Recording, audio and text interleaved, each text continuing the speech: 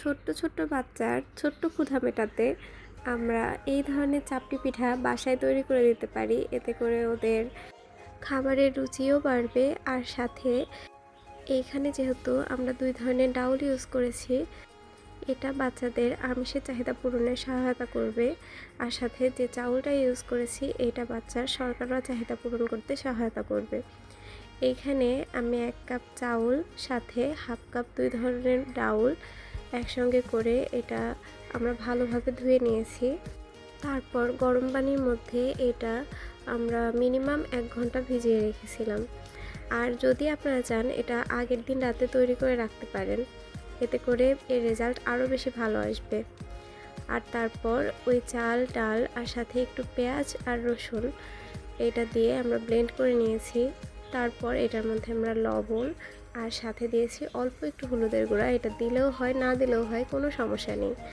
আর আমার মেয়ে যেহেতু ধনিয়া পাতা অনেক বেশি পছন্দ করে, তো আমি এটার মধ্যে কিছুটা ধনিয়া পাতা দিয়ে নিয়েছি। তারপরে এই তো এইখানে একটা ফ্রাইং প্যান আমরা একটু গরম করে তারপরে এই ব্যাটারটা হালকা হাতে এটা ছড়িয়ে দিয়েছি। চলেন এবার দেখাই আমার মেয়ে এটা পেয়ে কতটা খুশি। দেখেন এখানে আমি আমার মেয়েকে খাবার দিলাম।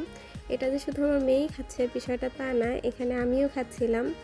তারপর এখান থেকে একটা টুকরা আমি আমার মেয়ের হাতে দিলাম, এতে করে ওর নিজের হাতে খাবার জন্য একটা যে উৎসাহ দরকার সেটা পাবে।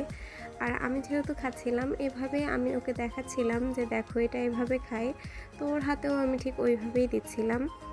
আমার মেয়ের বয়স এখন যেহেতু 17 মাস রানিং, তো ওকে আমি ঠিক এভাবেই খাবার খাওয়া শেখাচ্ছি। খাবার যে শুধু খায় বিষয়টা তা না, ও খাবার অনেক বেশি নষ্ট করে। নষ্ট করার তো বিষয়টা এমন না, এটা এই বয়সী বাচ্চারা শুধুমাত্র খেলতেই চায়, খাবার নিয়ে খেলা করে, 2-1টা খাবার খায়, অর্ধেকটাই নষ্ট করে। এটাই স্বাভাবিক একটা বিষয়, এটা নিয়ে চিন্তার কোনো কারণ নেই। বাচ্চারা এইভাবেই আস্তে আস্তে খাওয়া দাওয়া শিখে। এভাবে খুব সহজেই আপনারাও একটা চাপটি পিঠা তৈরি করে আপনার বাচ্চাকে দিতে পারেন। এতে করে আপনার বাচ্চার পুষ্টির চাহিদা পূরণ হবে। যেসব বাচ্চারা আমিষ বা ভাত জাতীয় খাবার খেতে চায় না, তাদের জন্য আপনারা এই খাবারটা তৈরি করে দিতে পারেন। আজ তাহলে আসি, আল্লাহ হাফেজ, আসসালামু আলাইকুম।